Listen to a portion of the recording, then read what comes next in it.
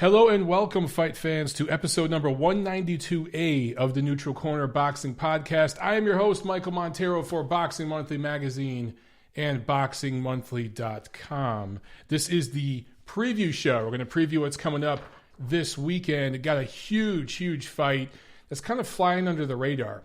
And we got a lot of news to cover, including some very sad news. So before I get into that, guys, I want to remind you, please, if you can contribute anyway to MOB, we have a Patreon page. It's patreon.com/Montero Unboxing. You can contribute right here on the live YouTube video with super chat pledges. T-shirts. Get your T-shirts, by the way. Actually, right now, guys, they're on back order. I've completely sold out of medium, large, extra large, double X large, and triple X large T-shirts. All I have left is one small. You guys are freaking awesome. People from around the world have bought MLB T-shirts, just repping the brand. And it helps me get my name out there. And you guys know I'm an independent operator. I work with several different publications, including Boxing Monthly Magazine.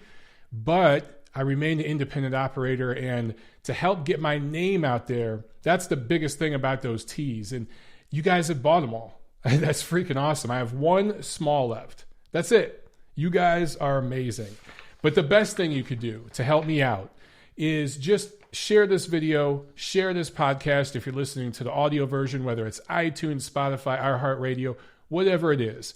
And also forgive my voice if I'm a little stuffy. I don't know if it's the allergies or all the travel. You guys know I was in Los Angeles, then Chicago.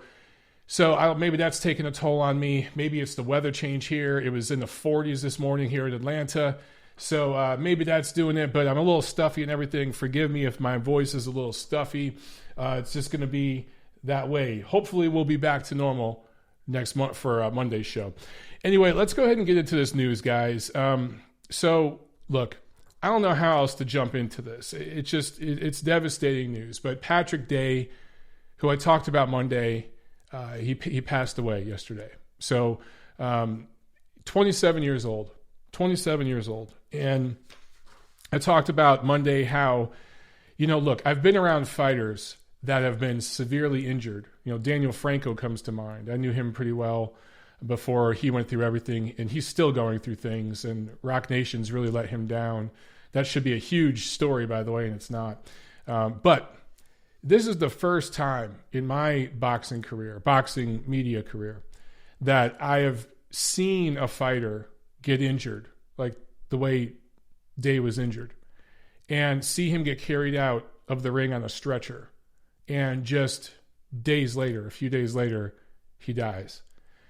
It was literally a week ago today in Chicago at the Marriott downtown in Chicago, where we're having the press conference for the Usyk Witherspoon card, where I first saw Patrick Day. I never met him before. I never covered one of his fights, but both Tiffany and I were really impressed by him, the way he presented himself at the press conference.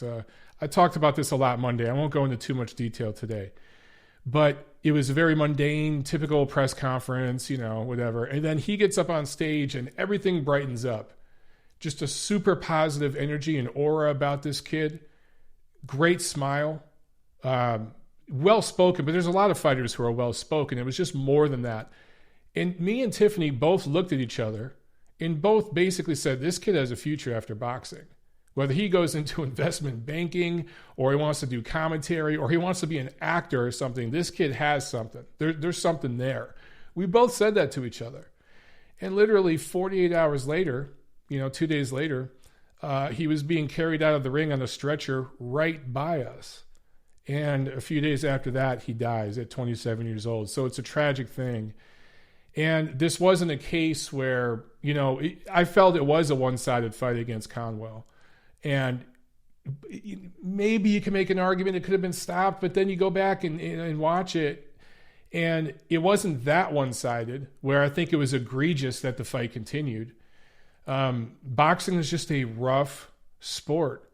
It is, in my opinion, and I base this upon things like this situation and many others, I feel boxing is the cruelest of all sports. I tweet stuff like that, and then MMA guys jump on me, and other people in other sports jump on me. Well, what about this sport? It's dangerous too. But yeah, I get it. There are a lot of dangerous sports. American football is dangerous.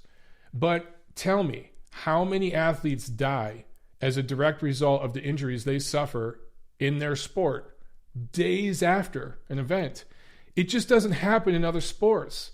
It's never happened in MMA, to my knowledge. It's never happened in the NFL, to my knowledge. It doesn't happen anywhere else. It happens in boxing because you're taking direct hits to the head by guys who are experts at punches or strikes, whatever you want to call it. And also boxers are experts at taking punches and absorbing that punishment. And sometimes that can work to your disadvantage. So look, I don't know what the answers are to this stuff. We had Maxim Dadashev this year, and now Patrick Day. People have asked me, several of you guys have asked me, is this something that's happening more, in boxing now? I don't think it's happening more. I think that there's just more events being streamed, being televised. So now it's just more, there's just more awareness, okay? This was an undercard fight. Conwell Day was an undercard fight buried way on the undercard. I think it was the opener to the DAZN broadcast, right? This is like 5 fights down from the main event. 10 years ago, 20 years ago, that wasn't being aired anywhere. That wasn't being broadcast anywhere. But now with these apps, DAZN, ESPN Plus, and then over in the UK, there are apps that have been streaming for years. These fights are being aired. They're being streamed. They're being seen by people. And there's footage of it that's out there. So I think there's just more awareness. But these things have been happening for well over a century now.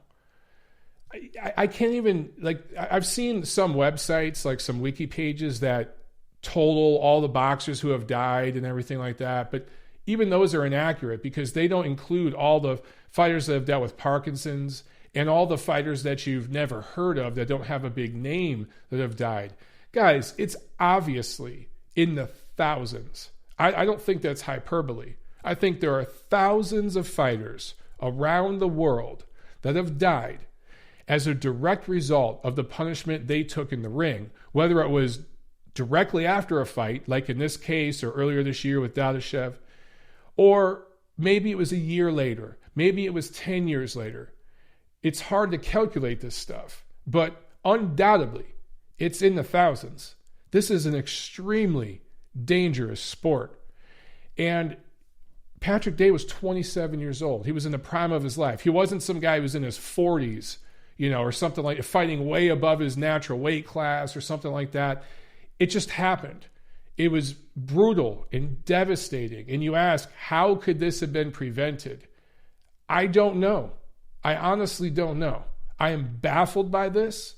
It's left a stain on me. It's left a mark on me, I think, because I was witness. I don't want to be hyperbolic here. I don't want to say I watched Patrick Day die, but I watched him lose consciousness, and he never regained consciousness, and he died several days later. Seeing his eyes rolled in the back of his head, seeing his leg and his arm twitch right in front of me, just 2 days after I saw him being so bright and full of life. It's messed me up a little bit. I can't lie. It's messed me up a little bit. And I'm completely confused right now about any sort of answers to prevent this in the future. I just don't know if it's possible. That's just the nature of this sport. And that's why I'll forever protect boxers, stick up for them, and protect and stick up for this sport. Anyone who's ever done it to any degree, I don't care if you're a weekend warrior or you're a professional champion, what level you're at, if you've climbed up in those ropes and taken a blow to the head, props to you. And you're my brother or you're my sister. I don't give a shit where you come from, what your political viewpoints are, what your religion is. I don't give a damn. If you get up in the ring and you take that risk, I love you. That's it. And when I hear people say bum, tomato can, use all these damn terms, it pisses me off. You guys should think twice before you use that sort of rhetoric, okay? because things like this just really put all of it into perspective. So I follow that with this. Errol Spence, released from the hospital, of course you all know, it was literally, here's how eerie all this shit is, and just the way this whole thing works out. It was a week ago today, I told you guys this, I met Patrick Day for the first time at the press conference in Chicago. It was also a week ago today that we found out that Errol Spence was in a major car accident where he was drunk, driving drunk, blacked out, was speeding, flipped his car over, wasn't wearing a seatbelt, was ejected, could have died, right? Obviously. Comes out of it pretty much okay. Some facial lacerations, knocked out his teeth, but who knows? Some damage to his jaw. How that might affect him as a fighter, we don't know. He might cut easily after this. He might break his jaw in fights. He might not have the same punch resistance. We don't know how this will affect his career.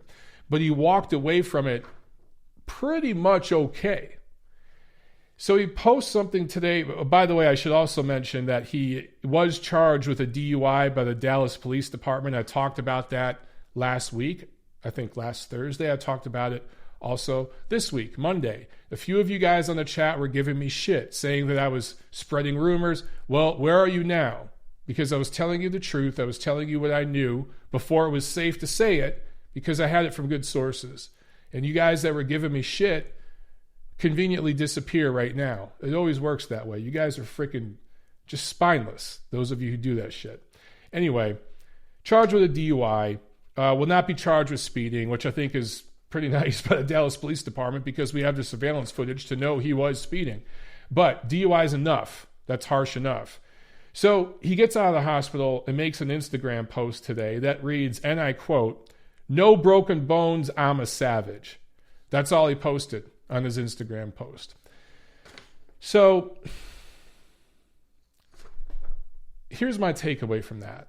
And again, I'm trying to be understanding, trying to be sensitive, but this is literally a day after, not even a full 24 hours after, Patrick Day died. You were drunk driving, flipped your car 5 times, were not wearing a seatbelt, the epitome of irresponsibility. Somehow, by some miracle, walk away. During the same week, one of your boxing brothers dies from injuries suffered in the ring. And this is your first public post after leaving the hospital. I got to say, I'm a fan of Errol Spence. I traveled hundreds of miles to cover his fight in Dallas against Mikey Garcia. I traveled thousands of miles to cover his fight against Sean Porter in Los Angeles. Those of you know this. Those of you who subscribe to Boxing Monthly magazine saw my article about Errol Spence, introducing him to the British fans a couple years ago. It was titled The Truth About Errol. You guys know I'm a fan of him, but this was kind of a shitty look. Not the best look. And I talked about it in previous episodes. I don't know if it was Monday or last Thursday. He had a real opportunity to say, look, I made a mistake. I screwed up. You shouldn't drink and drive. You should put on your fucking seatbelt. Simple things. 2 + 2 = 4. Okay, this isn't rocket science. Just simple stuff. He had a real opportunity to do that. And he posts, "No broken bones, I'm a savage." Kind of insensitive and just a bad look in my opinion. But that's just my opinion. And again, I like Errol. I just think that was kind of a delusional, idiotic thing to do coming off of that. I mean, talk about winning the lottery. The kid won the lottery by surviving that crash. And one of your brothers died in the ring. That's something you do for a living. And your first post is, "No broken bones, I'm a savage." I'm going to leave it at that, guys, and just leave it up to you to, I don't know. Those are my thoughts on it. Curious what you guys got to say. Okay, let's get into the fight preview. So this week, the big fight is on Friday night.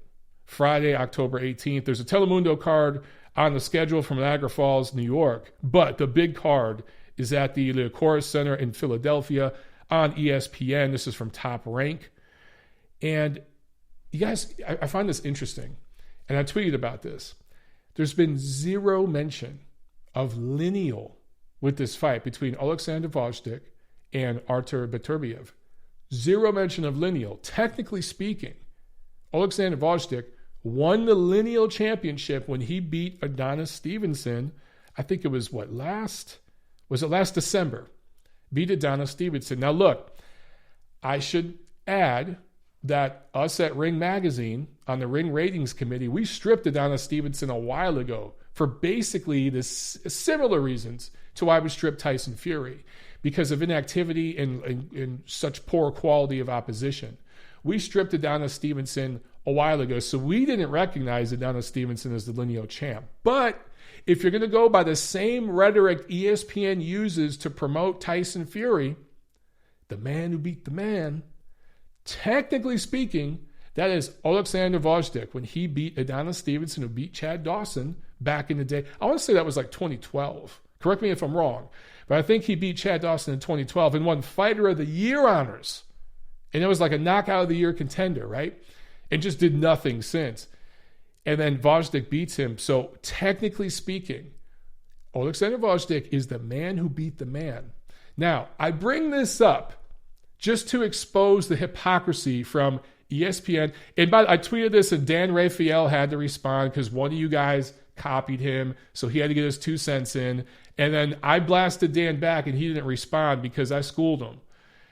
Dan is all in on the lineal nonsense. Basically, Dan said, well, they're not using the lineal thing here because both of these guys have actual titles. In fact, it's the WBC and IBF titles that are being unified here. But my whole thing is, okay, Dan, I got you. But going back to the broadcast, Joe Tessitore, when it was Tyson Fury, Aldo Valin, he talked about the lineal championship 8,000 times during that broadcast, right?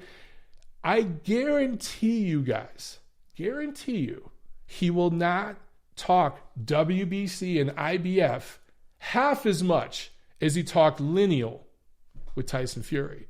He's not going to say, oh, the WBC champ, oh, the IBF champ. He might mention it once or twice, but he's not going to push it 5,000 times down your throat. Also, Joe Tessitore, Bradley, all of them talked about the real championship of Tyson Fury, the lineal championship, right? This beats any of the alphabet boys. This is the real championship, the man who beat the man.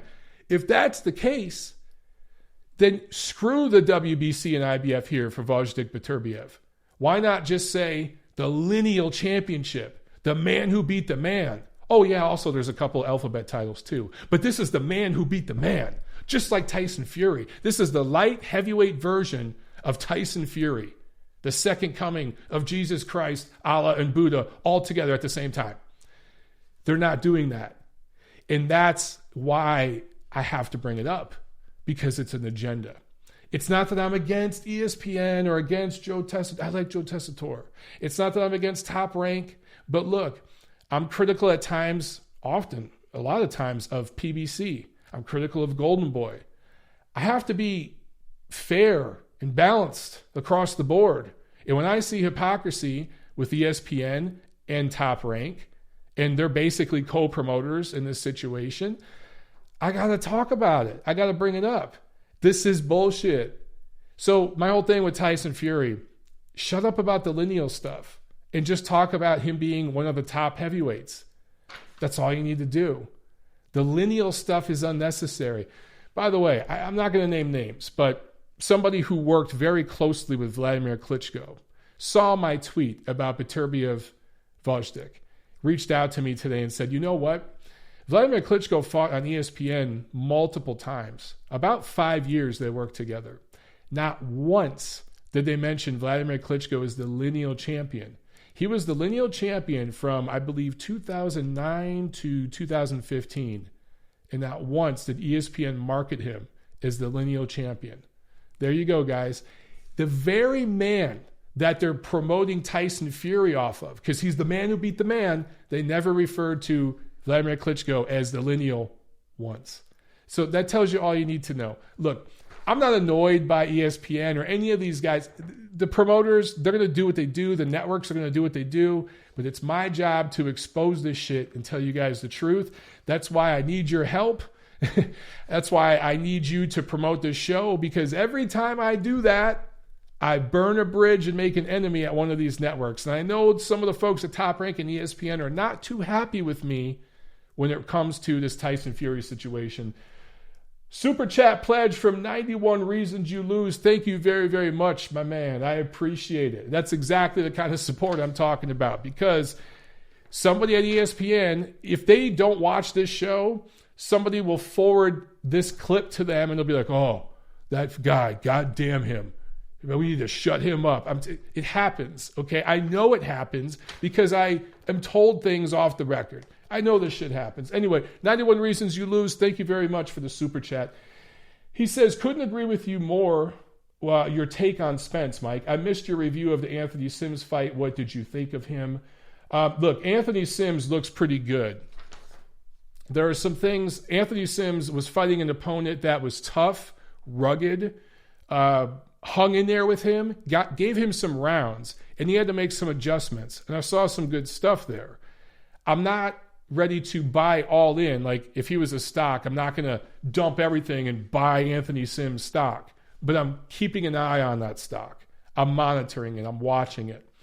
If I see a couple more things move, boom, I'm going to pull the trigger and buy that stock. One thing about Anthony Sims, and I can't go into detail on this, okay? I saw some things Friday night at the Fight Hotel that concerned me with Anthony Sims. That's all I'm going to say, because it would be unethical of me to go into detail on the record. But I saw some things at the Fight Hotel Friday night that concerned me, that would make me cautious buying into that stock. I'm just going to leave that there. Okay, let's get back to this fight review, guys. So Oleksandr Gvozdyk is 17-0, and Artur Beterbiev is 14-0. Gvozdyk is 6'2", and so he's a taller guy because Beterbiev is 5'11". Beterbiev is kind of thicker, stockier, more muscular, right? A little more power build to him. And Gvozdyk, I think, is a little more lean and built for speed. 75-inch reach for the Ukrainian, 73-inch reach for the Russian. Ukrainian versus Russian. Trust me, guys, there's a political thing there with those two countries. There's going to be some interesting moments in the crowd if you're there in Philly attending this fight. Both of these guys are in their 30s. Gvozdyk, 2 years younger, 32, the second defense of his WBC title that he won off of Stevenson, and his lineal title, mind you. Beterbiev is 34, and this is the third defense of his IBF title. So here's what's interesting about these two when you really look at them. Beterbiev had the better amateur career, I think by far. I think he was a two-time Olympian. Yeah, two-time Olympian. He lost to Oleksandr Usyk a couple times in the amateurs, but he beat Gvozdyk.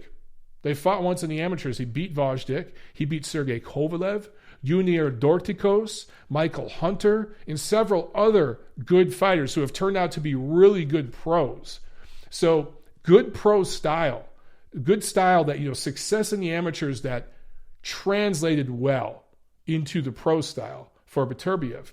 However, Gvozdyk actually medaled in the Olympics. It could be argued he didn't have the same level of opposition Beterbiev did. He also fought in the World Series of Boxing for 2 seasons. That's something that Beterbiev didn't do. And I think as a pro, Gvozdyk has fought the better opposition. He's certainly been more active in recent years because remember, Beterbiev was with Yvonne Michel up in Canada and had a falling out, and there was a contract dispute and all this. So he was inactive for a while, right? Now he's with Top Rank. And I love what Top Rank's doing. Guys, again, Top Rank unifying the lightweight division with Vasily Lomachenko. He's going to fight the winner of the Comey and Lopez fight. That's going to completely consolidate 135. They consolidated 140 with Terrence Crawford. He moved up. That division blew up. What did they do this year? They helped unify titles when Maurice Hooker fought Jose Carlos Ramirez. Now they're unifying titles at light heavyweight. So Possibly the winner of this fight would fight Sergey Kovalev next, depending on if Kovalev beats Canelo Alvarez. That remains to be seen. But you got to give Top Rank credit here. Now, I just bashed them with this lineal shit with Tyson Fury because I think they're being idiots with that. But with this situation, they deserve tremendous credit. This is a fantastic fight. And I think it's falling under the radar because it's two guys who are not American. Gvozdyk does speak English, and he actually speaks very good English, but these are quote-unquote foreign guys. Also, we just had Spence Porter, we just had Golovkin-Derevianchenko, we just had Oleksandr Usyk making his heavyweight debut. We've got Canelo Kovalev coming up soon. So all these fights, all these big fights going on, this one's kind of sliding under the radar, but on paper, guys, this is an amazing matchup. This is truly a 50-50 fight. I say all that. And I got to say, man, just based on activity, based on styles, I like Gvozdyk to win a decision here. I think it wouldn't surprise me if both fighters get dropped. Really wouldn't surprise me, especially early on. Wouldn't surprise me if Gvozdyk is down early and Beterbiev is down late. But I like his length. I like his boxing ability. I like what he's doing with Teddy Atlas. I think that Beterbiev is very heavy-handed, and he comes in there and beats you down. He wears you down. But I think Gvozdyk, he's got a dimension to him that a lot of people just don't seem to see in him. It comes out when he fights tough opposition. He has shown us something in certain fights when he really had to bite down, and he's a tall guy. Romanian Mike says, and he's 6 feet. Yes, he is the taller, longer guy. Also, if you guys look, a lot of times, not all the time, but a lot of times, as professionals, fighters tend to get revenge for losses in the amateurs. I don't know why it works out that way. It doesn't always work out that way, but almost always. Seriously, a guy who lost, Fighter X who lost to Fighter Y in the amateurs, Fighter X beats Fighter Y in the pros. There's a revenge factor there. There's an edge. So if Gvozdyk can get out of the first few rounds and get in a rhythm, I like him to win this fight by decision. That's what I see happening. I think this is going to be a fantastic fight. I do think it'll start slower than people anticipate. I think it'll start technical, but it will heat up in the middle rounds and down the stretch. It's just going to be a fantastic fight. Also on this card, Luis Collazo fighting Kudratillo Abdukakarov. That should be an interesting fight. You got to favor Abdukakarov. His trajectory is going up. Collazo's going down, but it's perfect matchmaking at this time in their careers. Top Rank knows what they're doing with this stuff. Also, several local prospects on the undercard, including Philadelphia heavyweight Sonny Conto, who's 23 years old, 4-0 so far as a fighter, as a pro. Also, Saturday, October 19th, there is a Golden Boy Promotions card in association with Miguel Cotto Promotions from Chihuahua, Mexico on Facebook Watch. Luis Alberto Hernandez Ramos. Say that name 3 times fast. Luis Alberto Hernandez Ramos. 19-0, 14 knockouts going up. Or also Oscar Duarte, 135-pound prospect. And former champ Francisco Vargas are on this card. So make sure you check that out. A UFC Fight Pass card from Peterborough, Ontario, featuring several prospects from Canada. So all my Canadian homies who watch the show, you got some action coming up on UFC Fight Pass this Saturday. And a Matchroom card from Newcastle, England on DAZN, and of course Sky over there in the UK. Kind of a battle of domestic matchups, kind of the UK version of these Golden Boy promotion shows in Southern California, in Mexico. Kind of, on the same level of what you're going to see with the Golden Boy Cotto Promotions card. Luis Ritson fighting Robbie Davies, 12 rounds for the it's the WBA Junior Welterweight Eliminator. And let's see. Okay, I got to beat up on the WBA for a second. Pretty much a weekly occurrence on this show. So this is a 140-pound eliminator between Luis Ritson and Robbie Davies. Meanwhile, the 140-pound super champion is Regis Prograis. He's about to fight Josh Taylor. Right? That's the real champion. And then the regular champion is Mario Barrios, who got a gift in his last fight against Akhmadov. They're going to fight a rematch unless Barrios dumps the title. But that rematch has been mandated by the WBA for the regular title. And then they have an interim champion, Alberto Puello. So you already have 3 champions. You've mandated a rematch for one of them. Another one of them is about to unify in the best fight that can be made at 140 pounds right now. And yet you're having a fight for a WBA junior welterweight eliminator. The WBA is stir-fried shit. Seriously. They are just awful. Absolutely awful. And what I find so hilarious is there are fans out there who buy into this shit and get into debates about, well, this guy's the regular champion and he's the super champion, so he should really be recognized. Shut up! The WBA sucks. That we should agree upon. Also on this card, Ted Cheeseman, the Big Cheese, going up against Scott Fitzgerald. 12 rounds for Cheeseman's British junior middleweight title. All right, guys, that is the fight preview. Let's get into some Q&A. Romania Mike says, smash the like button. I love it. I love it. Yeah, man, we could use some more likes, guys. Go ahead and smash the damn like button. Oh, Tiffany's on the show. She says, my lovely fiance, Tiffany Lamb, says, we should make an MOB champion. I concur. You know what? We're going to name the winner of Beterbiev Gvozdyk the MOB champion. Forget about the lineal crap. Forget about all these other alphabet soup boys. MOB champion will be decided this Friday night in Philadelphia between Gvozdyk and Beterbiev. Guys, Tiffany is actually in Los Angeles. After we went to LA for 2 weeks, we went to North Carolina for my sister's wedding. We went to Chicago for a week. Back here in Atlanta, Tiffany's here for 48 hours, has to go back to LA for another assignment. So I'm actually holding down the house here by myself. I promise, baby, I'm not trashing the place. And she's in LA working, and she's on the show. That's freaking awesome. John Uden says, Mike, can you speak on the purpose of headgear for those who believe it can prevent tragedies? Okay, John. So I think I know where you're going with this. Headgear. A lot of people say, oh, bigger gloves, headgear. That will help prevent these injuries and these tragedies like Patrick Day, Maxim Dadashev, and countless others. Actually, the data suggests otherwise. Guys, think of it this way. Again, boxers know how to punch, but boxers also know how to take a punch. It's what you're trained to do. So if you have headgear on, number one, there's a bigger target for your opponent to hit. If your opponent has bigger gloves and you have bigger gloves, you have a bigger target to hit with. So you're going to land more shots. Also, because of the headgear and the bigger gloves, you're going to absorb more shots. So over rounds and rounds, you're talking hundreds, thousands of rounds if you're a pro fighter. But if you're an amateur fighter, whatever, hundreds of rounds, even a weekend warrior. More headgear, bigger gloves. Studies have shown it causes more concussions. It's actually better to get knocked out in the first round, clean, to like Dominic Breazeale against Deontay Wilder. There's a perfect example earlier this year. It's much better to suffer that sort of knockout than to get a beating over 10 or 12 rounds and get dropped multiple times.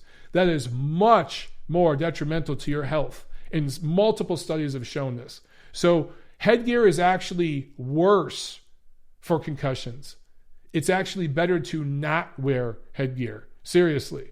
I saw one you guys, I think it was Saloon Mooney, who said headgear equals fewer cuts. Yes, headgear is better for not suffering cuts. And that's the best reason why you should use headgear if you're training for a pro fight, is to not get cut.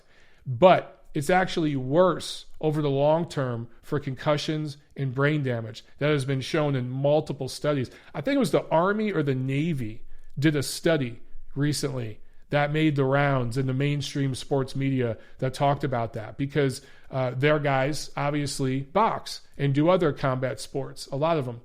And the headgear was causing issues, more concussions. So more headgear, bigger gloves, all it's not going to solve the problem. It really, really won't. Saloon Mooney asks, who wins, Breazeale, Martin? Whoa.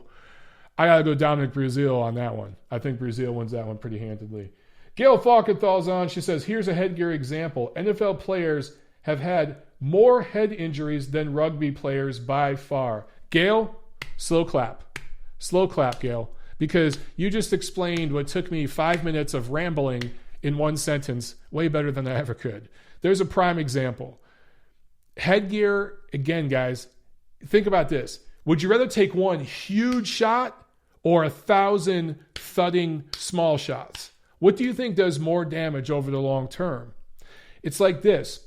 When you chip away at a wall, at a brick wall with a hammer, boom, boom, boom, and you keep knocking it, keep knocking it, keep knocking it. Eventually that shit cracks and it crumbles and it comes caving down. Same example. Timmy Turner, 1,000 small shots. Yup. Romanian Mike says, headgear can also minimize your vision. Absolutely. I hate sparring with headgear. I prefer sparring with no headgear. I've been in a couple gyms that actually let me do it. But the gym that I trained at here, coach would not let me. He said, you put on the damn headgear. He'd let me train without a cup because I hate wearing the cup until I get hit low. But he demanded I wear headgear. And I refused to wear it. So like Masters Division headgear, that's for fighters over 35, which is me. I'm certified or I'm registered in the Masters Division. That headgear is huge. You look like the Predator when you put it on. For real. You look like the freaking Predator. Arnold's like, what the hell are you? You know, when you put that shit on. I won't wear that shit. And I told him, I put on my really thin, paper thin headgear. This one back here I'll wear, this red one, because I can see out of that one pretty good. The crossbar, I ain't messing with the crossbar. None of that shit. I can't see nothing. So imagine, guys, you have this big, bulky-ass headgear on. You can't see a damn thing, and your head's doubled in size. You think that's good? I sure as hell don't. Jack Alter says, I had to have sparring stop today because the person's headgear strap came undone. Yeah, man, I'm telling you, it's a pain in the ass. I was just gonna make a really bad joke. Should I do it? Should I do it? I was gonna say it's like wearing a condom. Just an annoyance. Gail says, what would make the most difference to a fighter health and would cost nothing is controlling weight dehydration by various weight check means. Dehydration is the greatest brain health danger. Again, Gail, slow clap. So a few years ago, Tiffany and I attended a conference with the California State Athletic Commission. Andy Foster, who coincidentally is from Georgia and a former MMA fighter, moved to California, runs that commission. I think it's the best commission in all of boxing, not just America, but around the world. And they did a study of boxers and MMA fighters, and they determined that weight cut was ultimately a much bigger contributor to head injuries and just overall health issues than the actual blows to the head. Now, of course, there are exceptions. But imagine, guys, you're severely dehydrated. You walk around at 170 and you cut down to 147. So you're already severely dehydrated and emaciated. And then you go in there and take a 10-round butt whooping where you're taking punches to the head. Cross that, again, I will bring up the example of Deontay Wilder and Dominic Breazeale, who, yes, one-hitter quitter, he's down, devastating knockout, highlight reel, it's all over social media. But Dominic Breazeale gets up from that, and he's okay a day later. The dude who severely dehydrates himself and drops 30 pounds and goes into the ring and takes an ass whooping, that dude is changed for life. That's the difference. So again, I like the WBC's 30-day and 7-day pre-fight weigh-in rule. I like the IBF's 10-pound rehydration rule. I wish all sanctioning bodies would adopt both of those rules. I think the Association of Boxing Commissions should mandate that. And I've said that publicly 1,000,000 times. Nobody else will say it. I say it all the time. Nobody listens. Azier says, Breazeale never recovered mentally. Well, that's a different story, Azier. Mentally, yes, of course. But Breazeale was never going to be an elite level heavyweight. I'm just saying health-wise, that's not going to affect his health long term. The same way, let me think of an example, man. Okay, I talked about Mario Barrios earlier in the show. Mario Barrios cuts weight to an extreme degree to get down to his weight. Fought Akhmedov, took a ton of punishment in that fight. Got away with a gift decision. I don't know if he's going to be the same. Sergey Derevyanchenko in the fight against Gennady Golovkin. Great fight. I think the performance of his career, I don't think is ever going to be the same. He took an ass whooping in that fight. Look at his face. He is not going to be the same after that fight with Golovkin. That's so much different than that one punch knockout early in a fight that Dominic Breazeale suffered. So we've seen fighters get knocked out early in fights and come back to have great careers. Look at Vladimir Klitschko against Corey Sanders. Look at Lennox Lewis. He was stopped early in his career. So you can rebound from that easier than taking a prolonged ass whooping. Patrick Day, who passed away this week, tragically, went 9.5, almost 10 rounds with Charles Conwell, who's very heavy-handed, dropped him multiple times, a lot of leather put on him. That, I think, ultimately contributed to his demise. The same thing with Maxim Dadashev, who went deep into a fight where he took a lot of punches from a bigger, heavier-handed guy. There's a pattern here, guys. There's a pattern here. We can go back to Dooku Kim with Ray Mancini. We can go back before that. The pattern is guys who take sustained, prolonged punishment versus the one-hitter quitter knockout. That doesn't change dudes' lives the same way. Timmy Turner says Dorticos took a hell of a lot of punishment in the Gassiev fight. Yeah, I agree. And he's actually rebounded from that pretty well. Dorticos deserves a lot of credit. I think he's an underrated fighter. Jack Alter says Breazeale was much more punished in the Joshua fight. Facts. Vlad Mashev says same with Sergey Kovalev's victim. Absolutely right, Vlad. Sergey Kovalev ended up, I don't want to say killing a man. That makes it sound horrible, but one of his opponents ended up dying. And it was the same thing. It was a prolonged beating. It's the same thing to say with the NFL. It's not necessarily the game that busts up an NFL player. It's the practice.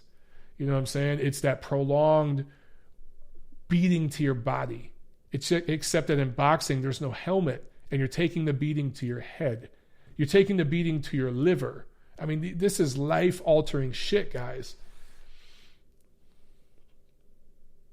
Jack Alter says, I was worried about Figueroa's health in the Ugas fight, Mike. Yeah, well, if you're talking about Omar Figueroa, that lifestyle outside the ring is not going to bode well for him, including what the punishment he's taken in the ring. GPS, do you think out-of-camp weight limit before they cut weight? Yeah, I've talked about this for a while, GP. I think one idea that I've had, that again has fallen on deaf ears, if you are, let's say, a 160-pound title holder, okay, you hold a title at middleweight, I think that there should be year-round monthly weigh-ins, whether you're in competition or out of competition, and you should not be allowed to weigh more than 10% of that weight class that you hold a title in. So if you're a middleweight, you shouldn't be able to walk around for more than 176 pounds. You want to increase it to 15%, 20%, whatever. Pick a number. I'm just saying, whatever it is, you should have to weigh in once a month, whether you're fighting or not, and prove to the sanctioning organization, with a photo or whatever it is, digital scan or whatever, that, I am within, let's say, 15% of the 160-pound limit, even though I don't have a fight scheduled. If you are holding a title for that division, you should pretty much be in the weight range of that division. It just makes sense. I think that is a rule every sanctioning organization could adopt that would keep fighters honest. And you'd stop seeing these dudes that blow up to 180, and you've all seen them, 180, and then melt down to junior welterweight or some shit and fight for a title. That is killing dudes, literally killing dudes.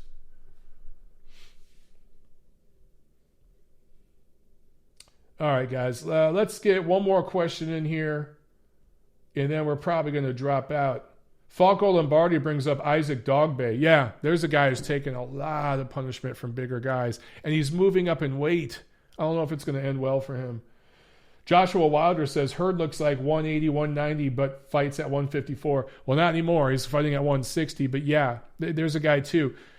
And look, I'm going to say this, and this might be controversial, but a lot of Mexican fighters cut weight unnaturally. A lot of these young guys, and there are certain drugs down there that you can get at a drugstore, diuretics and such, that burn out of your system in 24 hours, will not show up on a drug test. I've been told this by Mexican trainers, Mexican strength and conditioning coaches, and former Mexican fighters that are now retired about this. There's a culture there of doing that. It's not only there, it's in other parts of the world too. I'm just aware of it in Mexico because I've been told by multiple people close to that fight scene that it happens a lot there.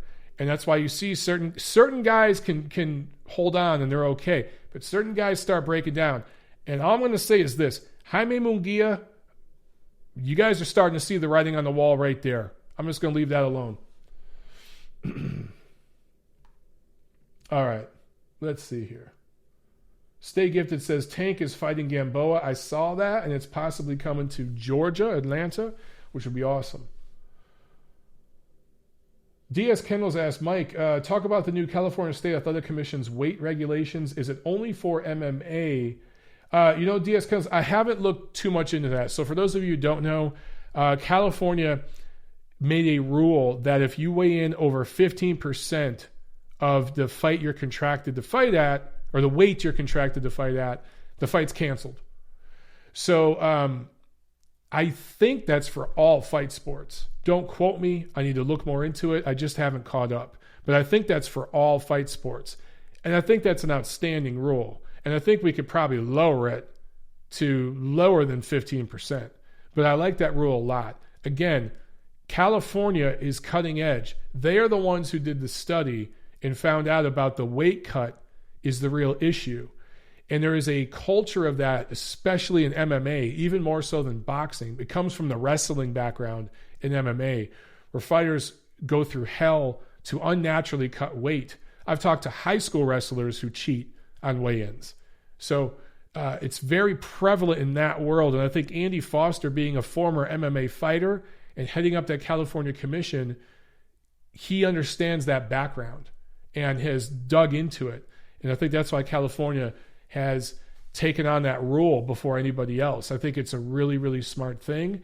And again, the weight cut is the big issue. And look, now we got all these junior weights and super weights and all this crap. And the weigh-in sometimes is 36 hours before the fight. So that has, you see the mismatches where you'll have one guy who's naturally much bigger, naturally stronger, fighting a smaller guy and putting an ass whooping on him. And that's where injuries occur.